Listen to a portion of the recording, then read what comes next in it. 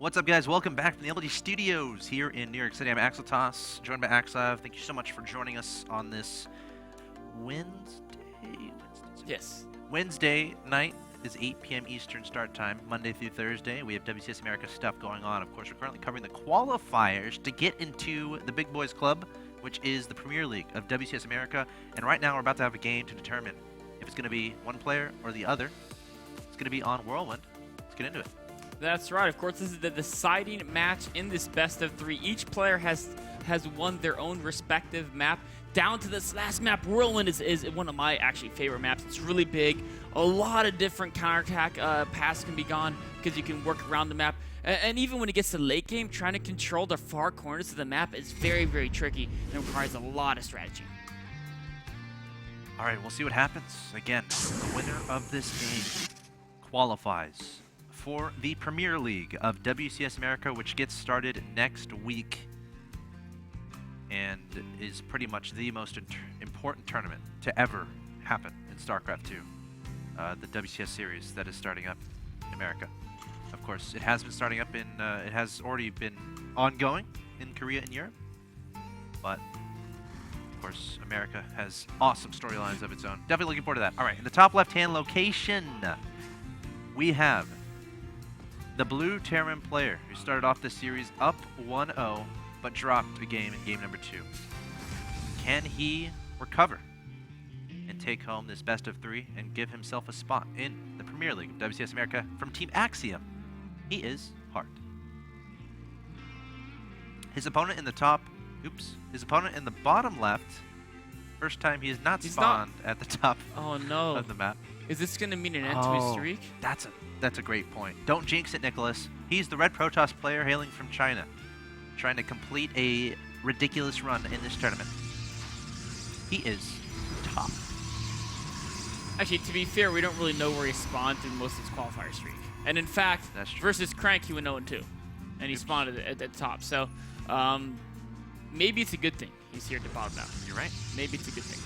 So, you know, this is the story of two guys who've really made deep runs in this tournament. And it's a little bit sad that only one can go, because I feel like they both deserve a spot in the Premier League, but only one can move on. That is the state of tournament play. We can't just hold hands and have ties, Mr. Nicholas. Sometimes you wish you could. Yes. Sometimes you wish you could, because, I mean, both these guys are great players. Top and Hart. It's kind of a shame we won't get both of them. Hart mixing his play up a little bit. Command center first, which is actually pretty common on Whirlwind. So there's really, command center first is not risky at all in Terran vs. Protoss. You can always go ahead and do command center first whenever you want. The only disadvantage mainly is that you lose the ability to get the early Reaper, which of course is such a powerful scouting utility. And it also can sometimes punish a Protoss opponent. If a Protoss opponent goes for early Nexus and you did go for the early Reaper, you're going to be very far ahead, because the Reaper will just get so many kills, or at the very least, you know, the Protoss will lose an insane amount of money and time. So losing that ability means he can't really punish Top if Top decided to go for Nexus first, but he's gone Reaper every single map so far. So Top's saying, I'm not going to do anything that would lose to the ability he's shown every single game. Going to play the standard safer opening. And now what's basically going to come down to is the fact that Hart's going to be a little bit ahead in economy. Not insanely far ahead. No bunker started, by the way. Yeah, and there's some pressure. A Stalker and a Mothership Core can do some damage, though he's got a lot of Marines on the way. Another Stargate opening. Oh, it worked out last game. And no Reaper to scout it either. So this is going to be very interesting. Hart definitely going to be taking a little bit of a risk here. Stalker taking a couple shots at a Marine. Not losing any of that important health. Mothership Core going to come help out, realizing, hey, there's no bunker there. Maybe I can get some more damage done. He looks like he wants to do it. The Marines are grouping up. Once he's at, like 6 or 7 Marines, Protoss can't really do too much anymore. Mothership giving him some high ground vision. Using a time warp, it's going to end up... Sure. He's going to get another SCV at the natural. Yeah. Yeah, it's unclear how worth it that was. I don't really mind.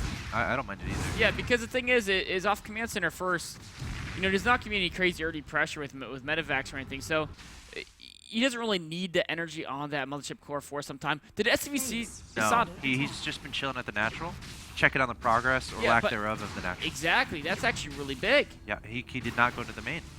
Seeing the fact that there was no Protoss Nexus, though, he knows something's going on, and so he's moved his command center back to the high ground. Which, it could be good for Top in a sense. I mean, it's not like Top is going for a blink all in, right? It's not, but now Heart only has to defend one mineral line from that Oracle.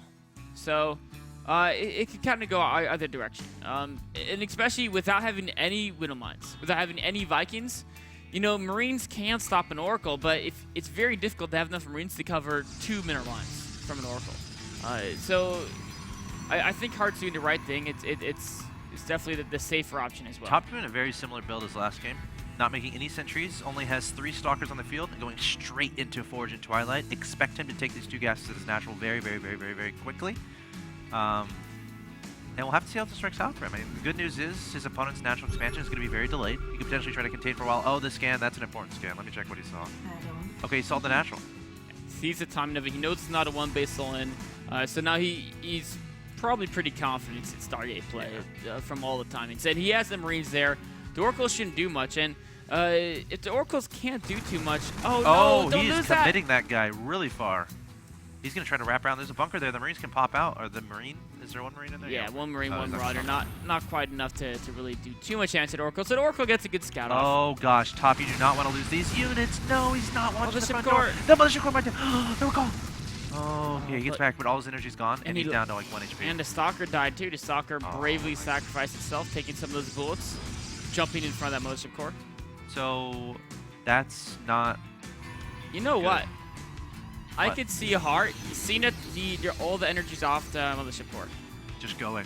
Yeah, what's going to stop him from pulling his... Yeah, he's got Stim, Combat Shield. Right when Combat Shield finishes... He's got a lot of units too. If he pulls the SCVs now, it's game over. But if Top had a good number of sentries, pulling SCVs and trying to attack without Medivacs doesn't work if they have sentries. Because they can cut your army and have a force field. Well, it would work against me because my force field control is pretty abysmal. But I see your point. Yeah, Top's pretty good with force fields. Okay. Is that, are you trying to... Is that a shot at me? You're no Top. Oh, Revelation. That's a nice move. He really, really wants to know exactly where those units are. He wants to know that they have to keep warping units in. You know, the biggest thing here is a lot of time the Terrans in front of the Protoss base, and especially the Protoss are going to be relying on using maybe sentries, maybe storms, maybe photon overcharge. They can't afford to get caught off guard when a Terran moves up the ramp. So when the Protoss jumps back to micro or whatever, or macro, it's really nice if they can look on the minimap, keep an eye on that blue ball to see when it actually makes its move. Cutting off reinforcements, Top's trying to do, but what's to stop this? Like, I feel like this could do a lot of damage. He's got Time Warp and some Zealots. There's no Storm, though. There's no Storm. There's feedback, but there's nothing to feedback. Oh, gosh. I don't see this ending well. If he had Photon Overcharge, I think he probably would have been... Mothership Core is gone. Better off. Storm is still not yet done. The High Templar has been sniped. Oh, the Oracle's trying to help out, but they go down. This might be it. This is like so much damage being done here from Heart. Just a perfectly executed strategy. Able to identify what his opponent is doing. And then, go ahead. Eventually, this Stim will take its toll and the units will die, but I think by then, there's not going to be any Protoss left. Very great kiting by Heart. More and more Zealots are opening. Now the Zealots have charge. Yes. And Devour is very hurt, so now the Zealots can really start to get in there and get some damage, but there's only 4 left. Reinforcements. There's not enough. Reinforcements coming forward. The Nexus is about to die. The probe's going to be pulled to help things out, but Marines Marauder just kiting. And, you know, they don't even have to stim anymore. The Nexus is definitely going to fall. Heart has 2 bases behind this. 2 medevacs in production. And Top is, that backfired for him. Yeah. It's a GG from him, and he's going to be knocked out of this qualifier tournament for the WCS America Premier League. But Heart, congrats to him. He gets the 2-1, and he gets a spot in the Premier League. And very well played by Heart there. I think he saw exactly how Top played that last game. And then he realized the fact that the Mothership Core had no energy, and so he went for that time attack. That's not a timing attack that's normally going to work. In a normal game, don't use that attack. It normally doesn't work, and Heart normally doesn't do it either, but it was a reaction to exactly the way the opening went, knowing there would be that photon overcharge, knowing that he skipped sentries in the last game off the same opening, so he'd be likely to do it again. A really, really smart heads-up timing by Heart. A lot of really cool things happened that game. You know, the fact that it's so important to be able to scout what your opponent is doing, you know, in honestly all matchups, but TVP especially. He scouted the fact, all right, his natural expansion is delayed. And now there's 2 things going through his mind. One is like, okay, 3 maybe. One is like, okay, he's a ninja expansion somewhere. 2 is like, okay, he's doing a blink all-in of some sort. 3, okay, he's doing Stargate and he's going to take a delayed expansion. And then He saved up until he had a scan, and he scanned the natural, and he saw exactly when the Nexus finished, so that automatically rules out all the one-base stuff, which means pretty much one of the only things that it was is the Stargate. And he immediately put a turret down in his main, he had the Marines ready in his main, and he reacted perfectly to that. And then he, further on, he thought a little bit more, he's like, alright, I'm probably going to have a timing here after killing this 2 stalkers in the Mothership Core, or bring the Mothership Core down very low in health, forcing it to use a recall, then I can do some damage with the stim timing attack. And that's exactly what he did. Hart, really good play there. I'm really looking forward to seeing how he does in the Premier League of Season 1 of WCS America.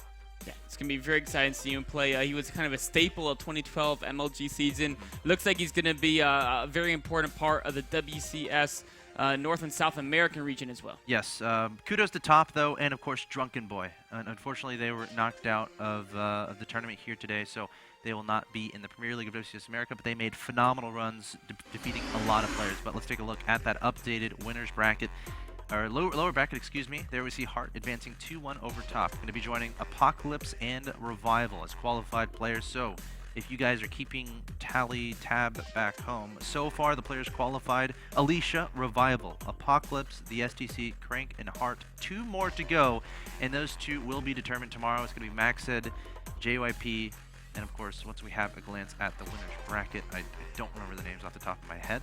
But of course, there we go. Oz and Alive, a little bit of a team kill there. That's really interesting that they ended up meeting each other, Oz and Alive, in the winners bracket, because they're the 2 most recent acquisitions of the team of Evil Geniuses. The good news is one of them will advance. The bad news is one of them will go to the loser bracket. But the good news is, loser bracket, you get a second chance.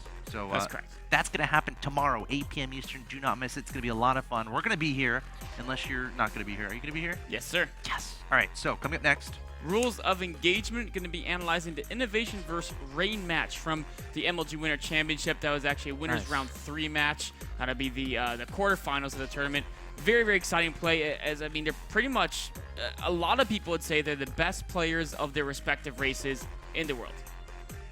Yes, I would almost agree with that. Of course, that's going to be a lot of fun coming up next on this stream, so make sure you stay tuned. But guys, you've been watching the qualifying tournament for entry into the Premier League of WCS America. This has been Axeltoss and Axlab providing you coverage. Thank you so much for joining us. We'll see you tomorrow at 8 p.m. Eastern and next in Rules of Engagement.